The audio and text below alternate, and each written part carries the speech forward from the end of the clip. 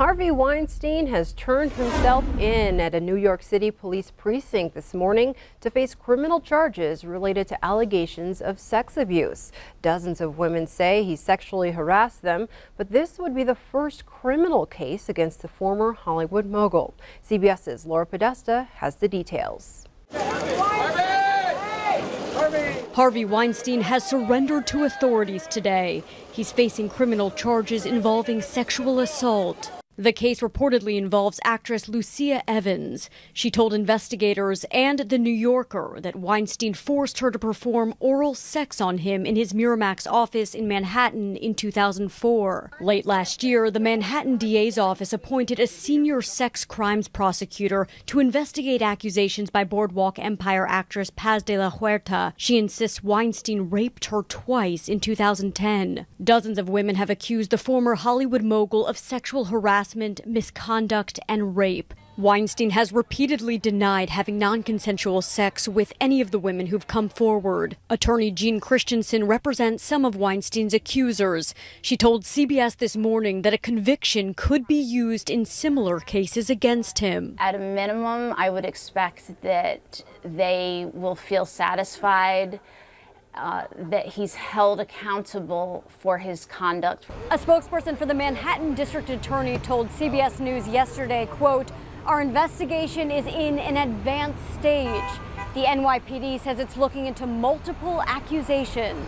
I'm not going to give you an exact number, but it's more than one. We have several complaints, and it's actively being investigated. The avalanche of allegations against Weinstein ignited the Me Too and Time's Up movements. Laura Podesta, CBS News, New York. Earlier this week, CBS News learned federal authorities have been investigating Weinstein since at least January. Individuals were questioned regarding Weinstein arranging the travel of women for the purpose of having sex. Also making headlines this morning, North Korea is offering the United States more time to reconsider a summit between President Trump and Kim Jong-un. President Trump abruptly canceled the meeting, citing hostility from the North and a string of broken promises. North Korea, meanwhile, made a show of inviting journalists to witness what it called the destruction of 3 tunnels at its main nuclear testing site.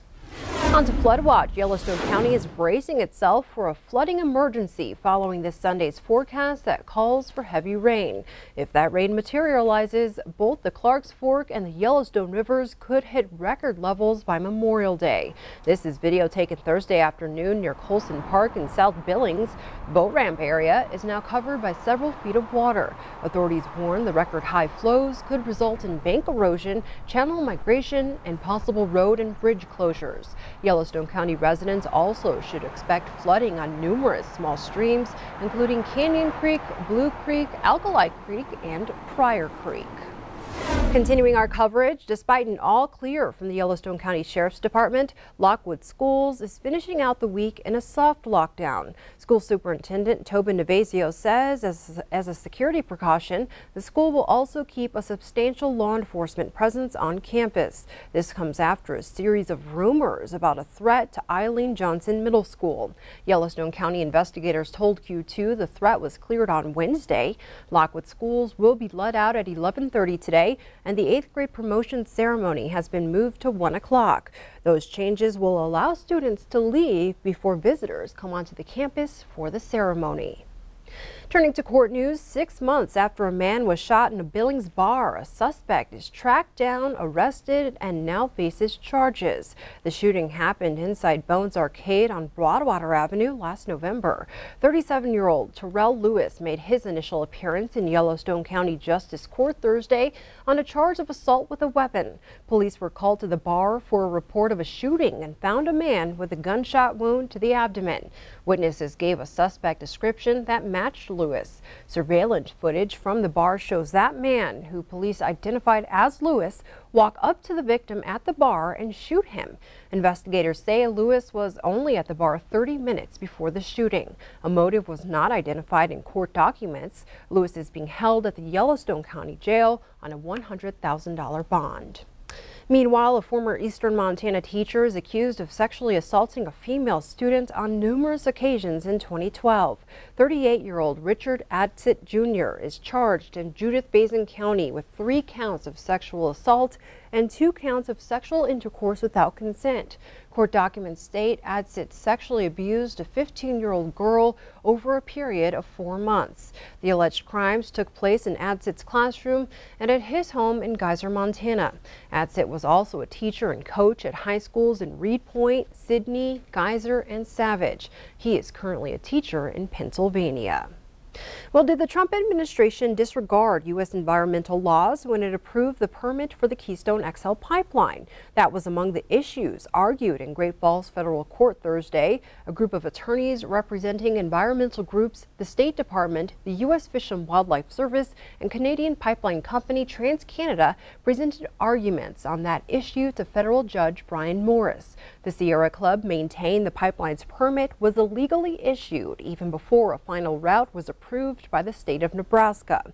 On the other hand, attorneys for groups supporting the pipeline said the controversial project will add an estimated $3.4 billion to the gross national product and result in a $55 million boost in local property taxes. The proposed Keystone project involves a 1,200-mile, 36-inch diameter oil pipeline from Hardisty, Alberta and Steel City, Nebraska to transport Canadian tar sands oil to the Gulf Coast. The plaintiffs are asking Judge Morris to invalidate TransCanada's permit and send the project back for further government review.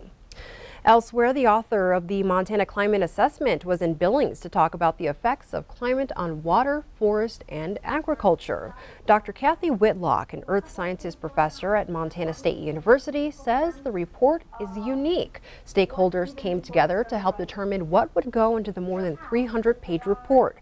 Whitlock says it's important to think about what will happen if Montana gets warmer. She says warmer temperatures would bring challenges and opportunity. As Montana gets warmer, there's going to be opportunities to grow new crops for different kinds of livelihoods, for sure. So, you know, it's not all dire, but there's also going to be challenges, and especially for people that are sort of isolated and in remote locations, I think we need to not forget about them. Dr. Whitlock says the group is looking into another climate assessment report on fires and human health. Turning to health news, the use of 3D printers in medicine is growing nationwide. Now, doctors in Ohio are using the technology to tailor heart valve replacements for patients to predict and avoid complications. CBS's Tracy Townsend has a story from Columbus. Yeah, how about that? For years, doctors monitored 78-year-old Bernice Belcher for a heart murmur. But last year, it got worse. I couldn't stand tall because if I did, I got real dizzy. Turns out she had a blocked artery and severe aortic valve stenosis, restricting blood flow to the heart. Her diseased valve needed to be replaced. Using 3D printers, physicians and biomedical engineers at Ohio State created a 3D model of Bernice's aorta. Then they use a heart simulator to pump transparent blood through the model to see what works best. 3D printing lets us exactly assess the unique anatomy and physiology of each patient, and then we are able to test different valves. In Bernice's case, the simulation showed a less invasive catheter procedure would not work to replace her valve. Once the physicians were able to see this possible adverse outcome, the discussion led to the best option being traditional open heart surgery. I feel when I think about things now that I was a walking time bomb. I don't have no shortness of breath. I have not had any pain. Bernice says the replaced valve has given her a new lease on life.